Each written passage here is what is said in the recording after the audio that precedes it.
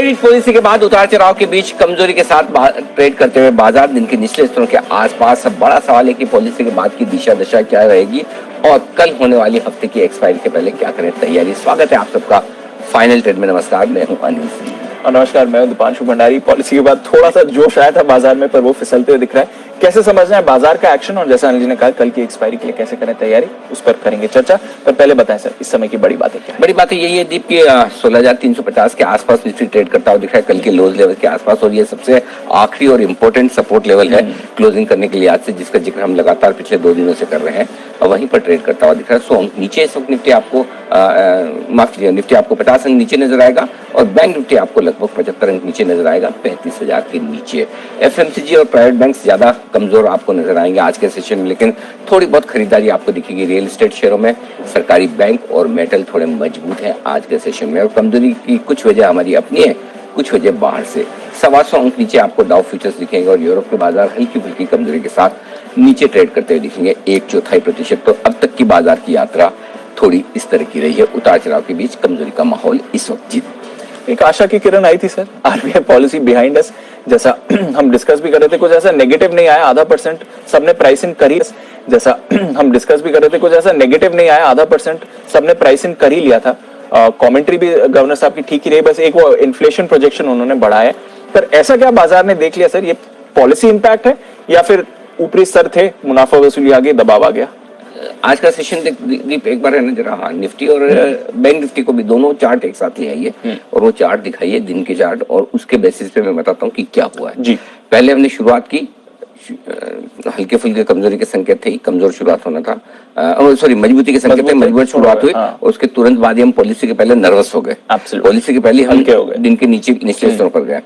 Policy आई, policy में ब्याज दरें 0.5% ही बढ़ी उम्मीद के मुताबिक, ठीक है। ग्रोथ मेंटेन रखा उम्मीद के मुताबिक। इन्फ्लेशन थोड़ा सा बढ़ाया, कुछ लोगों ने सोचा कि इन्फ्लेशन का टारगेट नहीं बढ़ाएंगे, कुछ ने सोचा बढ़ाएंगे, वहां पर मतभेद हो सकते हैं, ठीक है। और सीआरआर कट नहीं किया, सीआरआर नहीं बढ़ाया, तो वो उस हिसाब से सबको लगा पॉलिसी के आने के बाद कि चलो ठीक है। पॉलिसी के दौरान भी जैसे इन्फ्लेशन के नंबर्स बढ़े, उसके बाद मार्केट एकदम तेजी से गिरा। बाद में जब सीआरआर हाइक नहीं आई तो मार्केट वापस से बढ़ा, तो लोगों को लगा कि इन्फ्लेशन का मुकाबला करने के लिए लिक्विडिटी है आपके पास में, और उस लिहाज से लोगों ने आरबीआई गवर्नर के स्टेटमेंट को बहुत हॉकिश नहीं लिया, और वो तेजी से फिर उसके बाद बाजार बढ़कर आया और आप 16,500 तक भी निफ्टी पर पहुंचे। बैंक निफ्टी पर 35,400 के पार भी निकले, 35,425 का टारगेट भी बना। उसके बाद जब दोपहर में 12 बजे के बाद जब आरबीआई गवर्नर साहब की प्रेस कॉन्फ्रेंस शुरू हुई, उस प्रेस कॉन्फ्रेंस से लोगों ने ये मतलब निकालने की कोशिश की कि गवर्नर साहब बहुत कॉन्फिडेंट और पॉजिटिव दिख रहे हैं आगे को लेकर, क्योंकि जिस चीज को लेकर पूरी पॉलिसी बनी है, जिस चीज को लेकर पिछली बार मिड टर्म पॉलिसी आई थी जिसमें 40 बेसिस पॉइंट ब्याज दरें बढ़ी थी और इस बार 50 बेसिस पॉइंट यानी कि 0.5%, वो है महंगाई। अगर महंगाई का टारगेट आरबीआई गवर्नर बढ़ा रहे हैं तो फिर इसका मतलब है कहीं कहीं वो जो कंफर्ट चाहिए वो मिसिंग है, पहली चीज। दूसरी चीज, read between the lines. Governor साहब ने जब इन्फ्लेशन के टारगेट बढ़ाकर ये आगे बढ़ाया 1% से, ये इस साल के लिए 6.7% है। उसके साथ एक बात उन्होंने और कही, गौर करिएगा, याद करिए, उन्होंने कहा कि ये बार जो हमें ब्याज दरें बढ़ा रहे हैं उसका इम्पैक्ट हमने इसमें नहीं डाला है। करेक्ट? क्यों नहीं डाला है?